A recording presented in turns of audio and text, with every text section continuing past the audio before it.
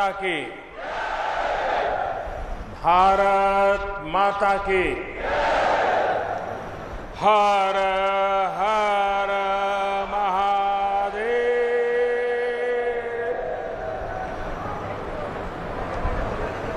लंबे समय बाद आप सब लोगन से सीधा मुलाकात का अवसर मिलल हो।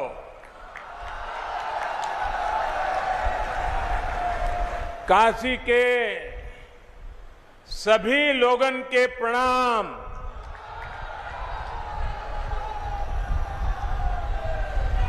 हम समस्त लोग के दुख हरे वाले भोलेनाथ माता अन्नपूर्णा के चरण में भी शीश झुकावत है।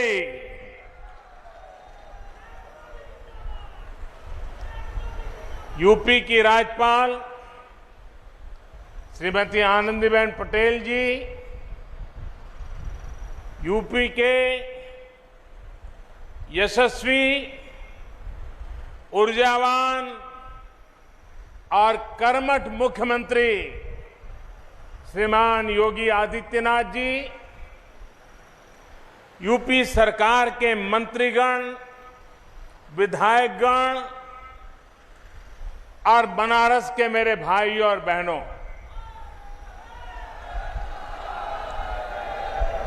आज काशी के विकास से जुड़े 1500 करोड़ रुपए से अधिक के प्रोजेक्ट का शिलान्यास और लोकार्पण करने का अवसर मुझे मिला है। बनारस के विकास के लिए जो कुछ भी हो रहा है वो सब कुछ महादेव के आशीर्वाद और बनारस की जनता के प्रयास से ही जारी है।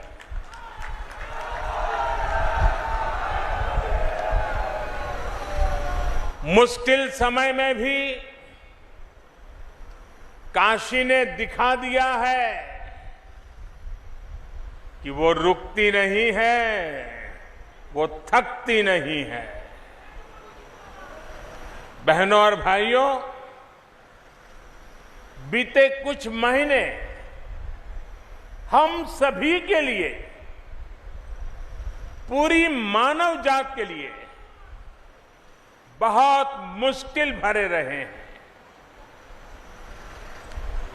कोरोना वायरस के बदलते हुए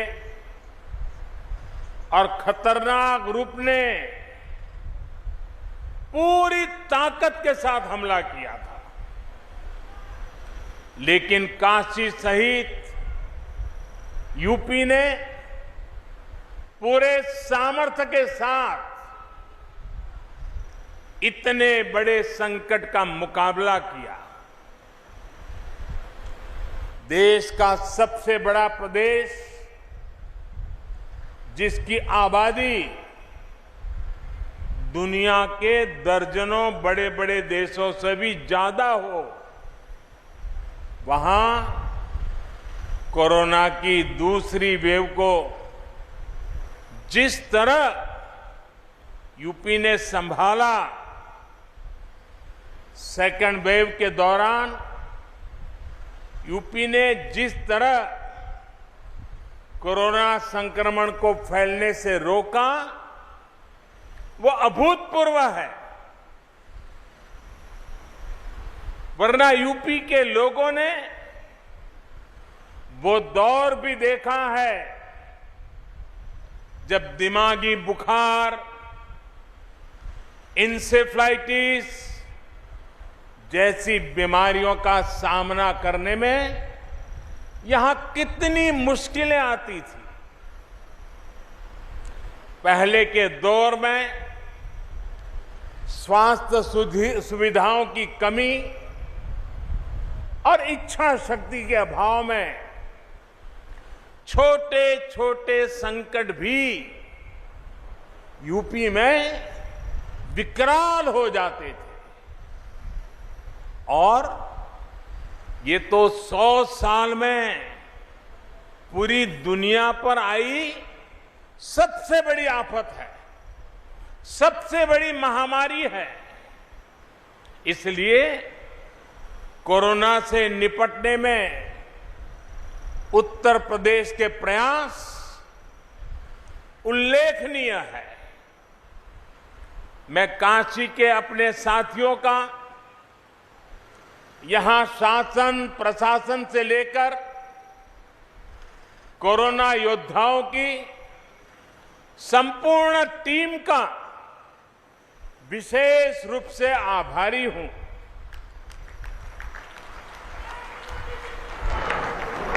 आपने दिन रात जुटकर जिस प्रकार काशी में व्यवस्थाएं खड़ी की,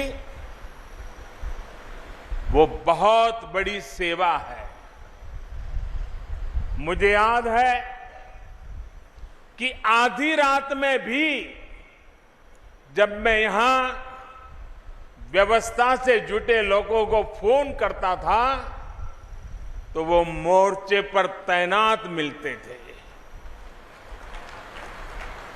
कठिन समय था, लेकिन आपने प्रयासों में कोई कमी नहीं छोड़ी। आप सभी के ऐसे ही कार्यों का नतीजा है कि आज यूपी में हालत फिर संभलने लगे हैं। आज यूपी कोरोना की सबसे ज्यादा टेस्टिंग करने वाला राज्य है। आज यूपी पूरे देश में सबसे ज्यादा वैक्सीनेशन करने वाला राज्य है। सबको वैक्सीन, मुफ्त वैक्सीन, इस अभियान के माध्यम से गरीब, मध्यम वर्ग, किसान, नौजवान सभी को सरकार द्वारा मुफ्त वैक्सीन लगाई जा रही है। बहनों और भाइयों, साफ सफाई और स्वास्थ्य से जुड़ा जो इंफ्रास्ट्रक्चर यूपी में तैयार हो रहा है, वो भविष्य में भी कोरोना से लड़ाई में बहुत मदद करने वाले हैं। आज यूपी में गांव के स्वास्थ्य केंद्र हो, मेडिकल कॉलेज हो, एम्स हो, मेडिकल इंफ्रास्ट्रक्चर में अभूतपूर्व सुधार हो रहा है। 4 साल पहले तक जहां यूपी में दर्जन भर मेडिकल कॉलेज हुआ करते थे, उनकी संख्या अब करीब करीब 4 गुना हो चुकी है। बहुत सारे मेडिकल कॉलेजों का निर्माण अपने अलग अलग चरणों में है। अभी यूपी में करीब 550 ऑक्सीजन प्लांट्स, 550 ऑक्सीजन प्लांट बनाने का काम भी तेजी से चल रहा है। आज बनारस में ही 14 ऑक्सीजन प्लांट्स का यहां लोकार्पण भी किया गया। हर जिले में बच्चों के लिए विशेष ऑक्सीजन और आईसीयू जैसी सुविधाएं निर्मित करने का जो बीड़ा यूपी सरकार ने उठाया है, वो भी सराहनीय है। कोरोना से जुड़ी नई स्वास्थ्य सुविधाओं के निर्माण के लिए हाल में केंद्र सरकार ने 23,000 करोड़ रुपए का विशेष पैकेज घोषित किया है। इसका भी बहुत बड़ा लाभ यूपी को होने वाला है। साथियों, काशी नगरी आज पूर्वांचल का बहुत बड़ा मेडिकल हब बन रही है। जिन बीमारियों के इलाज के लिए कभी दिल्ली और मुंबई जाना पड़ता था, उनका इलाज आज काशी में भी उपलब्ध है। यहां मेडिकल इंफ्रास्ट्रक्चर में आज कुछ कड़ियां और जुड़ रही है। आज महिलाओं और बच्चों की चिकित्सा से जुड़े नए अस्पताल काशी को मिल रहे हैं। इनमें से 100 बेड की क्षमता बीएचयू में और 50 बेड जिला अस्पताल में जुड़ रहे हैं। इन दोनों प्रोजेक्ट्स के शिलान्यास का सौभाग्य मुझे मिला था। अब आज इनका लोकार्पण भी हो रहा है। बीएचयू में जो ये नई सुविधा बनी है, थोड़ी देर बाद मैं उसे देखने के लिए भी जाने वाला हूं। साथियों, आज बीएचयू में क्षेत्रीय नेत्र संस्थान का भी लोकार्पण किया गया है। इस संस्थान में लोगों को आंखों से जुड़ी बीमारियों का आधुनिक इलाज मिल पाएगा। भाइयों और बहनों, बीते 7 सालों में काशी अपनी मौलिक पहचान बनाए रखते हुए भी विकास के पथ पर तेजी से अग्रसर है। पूरे क्षेत्र में, चाहे वो नेशनल हाईवे का काम हो, फ्लाईओवर हो या रेलवे ओवरब्रिज हो, या चाहे तारों का जंजाल दूर करने के लिए पुरानी काशी में अंडरग्राउंड वायरिंग का सिस्टम हो, पेयजल और सीवर की समस्याओं का निदान हो, पर्यटन को बढ़ाने के लिए विकास कार्य हो, सभी में अभूतपूर्व कार्य हुआ है। इस समय भी इस क्षेत्र में लगभग 8,000 करोड़ रुपए की परियोजनाओं पर काम चल रहा है। नए प्रोजेक्ट, नए संस्थान काशी की विकास गाथा को और जीवंत बना रहे हैं। साथियों, काशी की मां गंगा की स्वच्छता और सुंदरता हम सभी की आकांक्षा भी है और प्राथमिकता भी है। इसके लिए सड़क हो, सीवेज ट्रीटमेंट हो, पार्कों और घाटों का सुंदरीकरण हो, ऐसे हर मोर्चे पर काम हो रहा है। पंचकोशी मार्ग का चौड़ीकरण पूरा होने से श्रद्धालुओं को भी सुविधा होगी और इस मार्ग पर पड़ने वाले दर्जनों गांवों का जीवन भी आसान बनेगा। वाराणसी गाजीपुर मार्ग पर जो सेतु है, उसके खुलने से वाराणसी के अलावा प्रयागराज, गाजीपुर, बलिया, गोरखपुर और बिहार आने जाने वालों को भी बहुत आसानी होगी। गौदौलिया में multi level two wheeler parking बनने से कितनी किचकिच कम होगी, ये बनारस के लोगों को भली भांति पता है। वहीं लहरतारा से चौका घाट फ्लाईओवर के नीचे भी पार्किंग से लेकर दूसरी जन सुविधाओं का निर्माण बहुत जल्द पूरा हो जाएगा। बनारस की, यूपी की किसी भी बहन को, किसी भी परिवार को शुद्ध जल के लिए परेशान ना होना पड़े, इसके लिए हर घर जल अभियान पर भी तेजी से काम हो रहा है।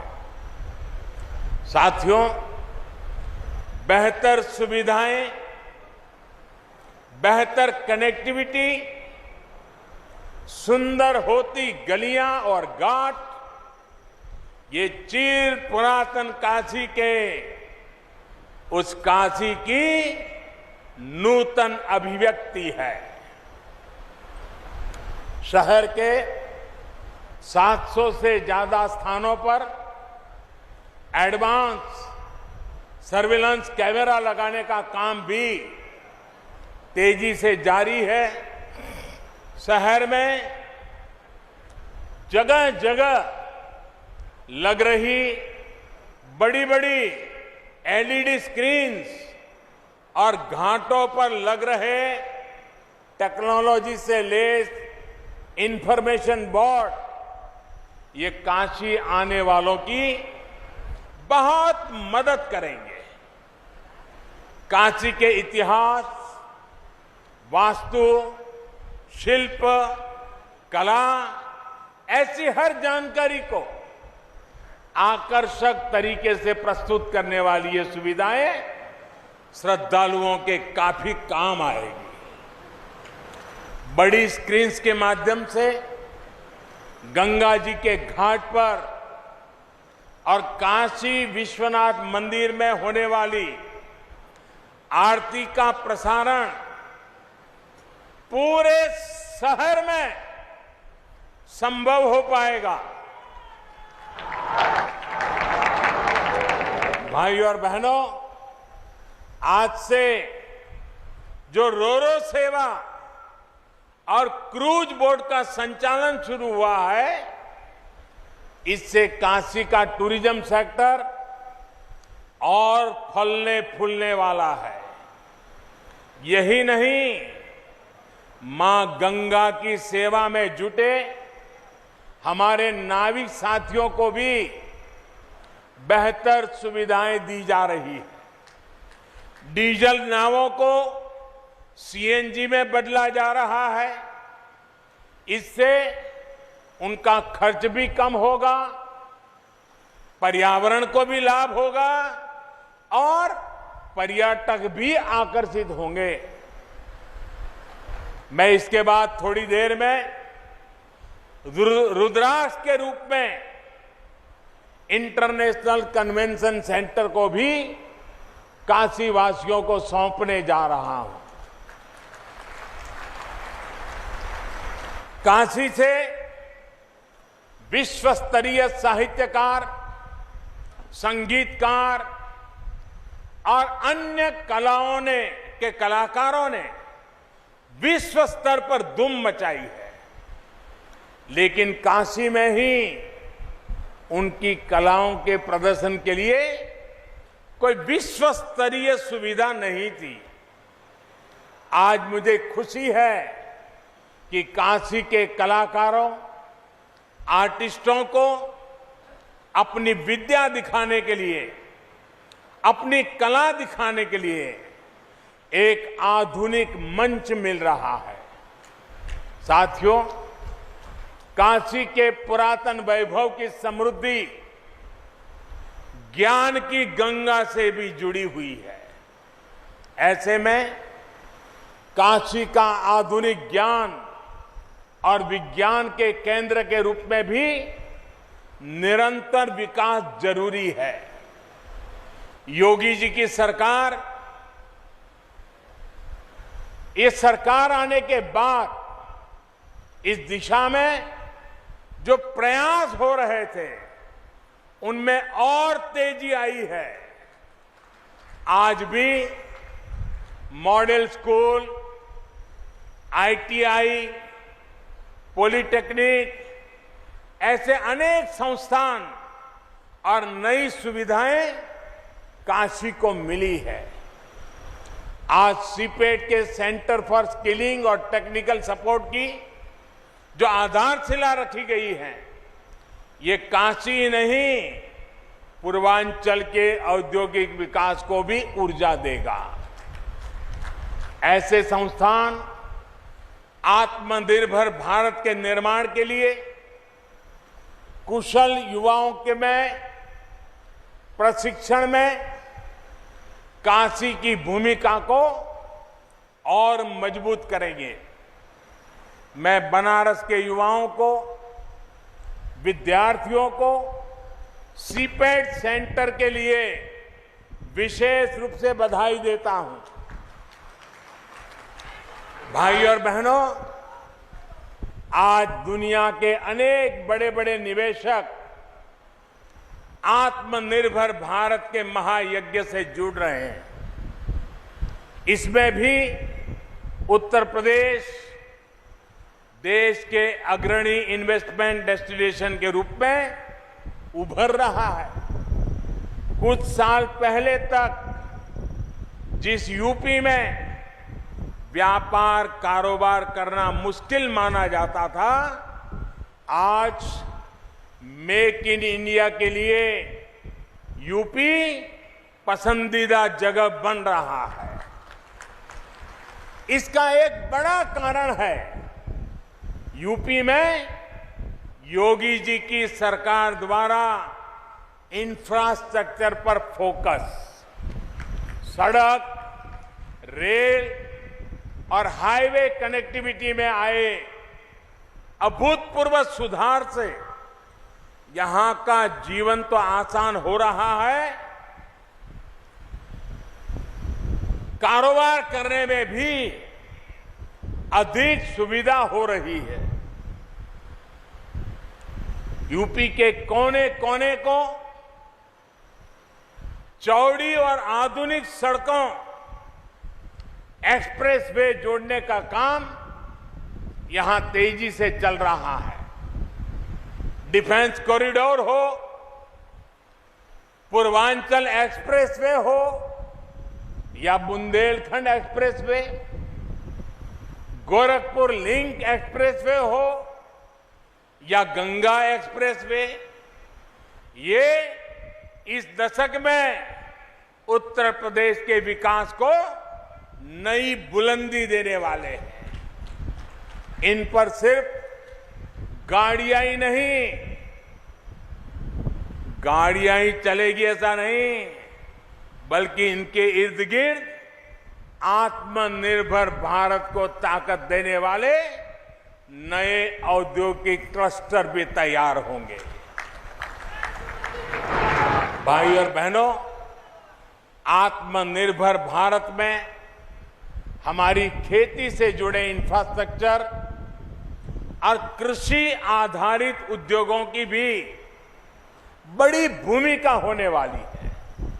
हाल में ही केंद्र सरकार ने कृषि इंफ्रास्ट्रक्चर के सशक्तिकरण को लेकर बड़ा फैसला लिया है।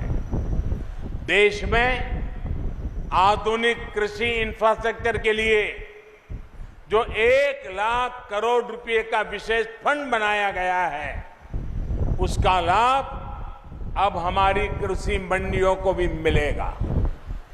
ये देश की कृषि मंडियों के तंत्र को आधुनिक और सुविधा संपन्न बनाने की तरफ एक बहुत बड़ा कदम है। सरकारी खरीद से जुड़े सिस्टम को बेहतर बनाना और किसानों को अधिक विकल्प देना, ये सरकार की प्राथमिकता है। इस बार धान और गेहूं की रिकॉर्ड सरकारी खरीद इसी का परिणाम है। साथियों, कृषि से जुड़े इंफ्रास्ट्रक्चर को लेकर भी यूपी में निरंतर काम चल रहा है। वाराणसी हो, पूर्वांचल हो, यहां perishable cargo centre, international rice centre जैसी अनेक आधुनिक व्यवस्थाएं आज किसानों के काम आ रही है। ऐसे ही अनेक प्रयासों के कारण हमारा लंगड़ा और दशहरी आम आज यूरोप से लेकर खाड़ी देशों में अपनी मिठास बढ़ रहा है। आज जिस mango and vegetable integrated pack house का शिलान्यास किया गया है, वही क्षेत्र को एग्रो एक्सपोर्ट हब के रूप में विकसित करने में मदद करेगा। इससे विशेष रूप से छोटे किसानों जो फल सब्जी उगाते हैं उनको सबसे अधिक लाभ होगा। साथियों, काशी और पूरे यूपी के विकास के इतने सारे कामों की चर्चा मैं इतनी देर से कर रहा हूं, लेकिन ये लिस्ट इतनी लंबी है कि इतनी जल्दी खत्म नहीं होगा। जब समय का अभाव होता है तो मुझे भी कई बार सोचना पड़ता है कि यूपी के कौन से विकास कार्यों की चर्चा करूं, कौन से कार्यों की चर्चा छोड़ दूं। ये सब योगी जी के नेतृत्व और यूपी सरकार की कार्यनिष्ठा का कमाल है। भाई और बहनों, ऐसा नहीं है कि 2017 से पहले यूपी के लिए योजनाएं नहीं आती थी, पैसा नहीं भेजा जाता था। तब भी 2014 में हमें सेवा करने का मौका मिला, तब भी दिल्ली से इतने ही तेज प्रयास होते थे, लेकिन तब लखनऊ में उनमें रोड़ा लग जाता था। आज योगी जी खुद कड़ी मेहनत कर रहे हैं। काशी के लोग तो देखते ही हैं कैसे योगी जी लगातार यहां आते हैं, एक एक विकास योजना की समीक्षा करते हैं, खुद ऊर्जा लगाकर कामों को गति देते हैं। ऐसी ही मेहनत ये पूरे प्रदेश के लिए करते हैं। हर एक जिले में जाते हैं, हर एक काम के साथ खुद लगते हैं। यही वजह है कि यूपी में बदलाव के ये प्रयास आज एक आधुनिक यूपी बनाने में तेजी से आगे बढ़ रहे हैं। आज यूपी में कानून का राज है, माफिया राज और आतंकवाद जो कभी बेकाबू हो रहे थे, उन पर अब कानून का शिकंजा है। बहनों बेटियों की सुरक्षा को लेकर मां बाप हमेशा जिस तरह डर और आशंकाओं में जीते थे, वो स्थिति भी बदली है। आज बहन बेटियों पर आंख उठाने वाले अपराधियों को पता है कि वो कानून से बच नहीं पाएंगे।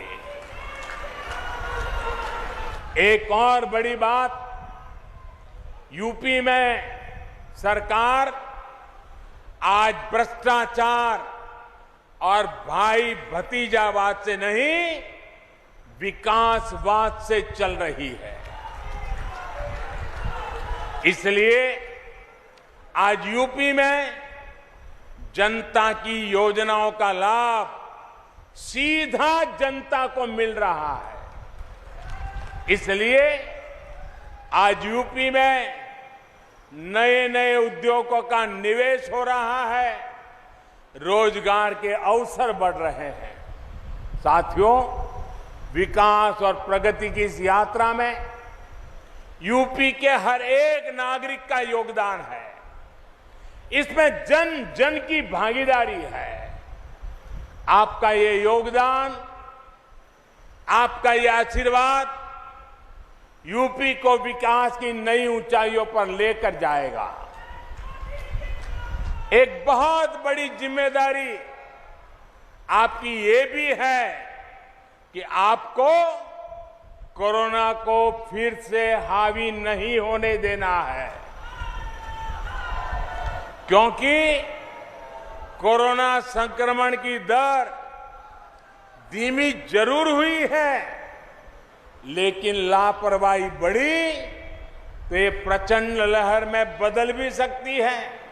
दुनिया के कई देशों के ये अनुभव आज हमारे सामने हैं। इसलिए हमें सारे नियम कायदों का सख्ती से पालन करते रहना है।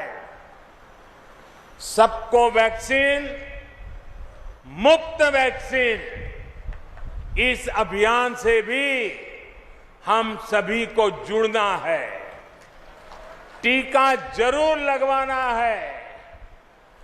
बाबा विश्वनाथ और मां गंगा का आशीर्वाद हम सब पर बना रहे, इसी कामना के साथ आप सबका बहुत बहुत धन्यवाद।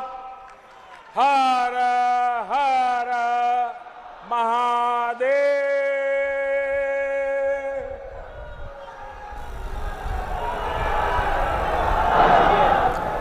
Prime Minister Narendra Modi at the Banaras Hindu University, and the first pit stop, of course, to inaugurate the Maternity and Child Health Clinic, a unit there at the Institute of Medical Sciences at BHU, and of course wiping his forehead reflective of the rising temperature also there in the holy town. But amid applause and cheer, while he did mention the projects, the development that the residents of Kashi are all set to get under his tenure as the Member of Parliament, there is also a word of caution with regard to the COVID fight. And of course, it did include the praises that were showered on the Chief Minister of Uttar Pradesh, Yogi Adityanath.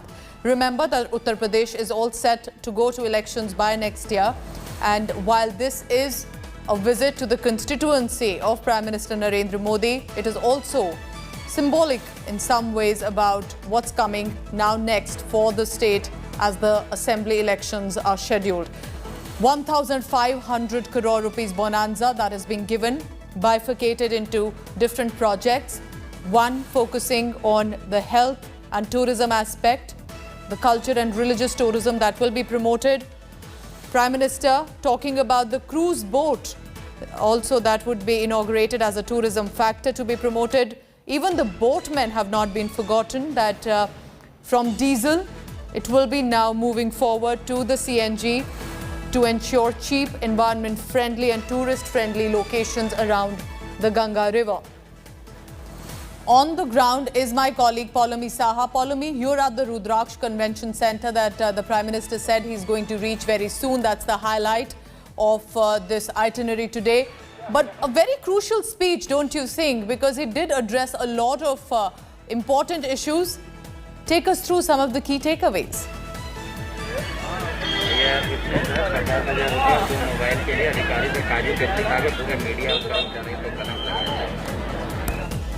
Poulomi, if you can hear me, we'll just try and get that connection back on. Remember, a lot of heightened activity now outside the Rudraksh Convention Center, because that's where the Prime Minister will be heading very soon. On your screens now are different plaques. These are the foundation stones, the inauguration ceremony stones as well. That is Prime Minister Narendra Modi in Varanasi through the day.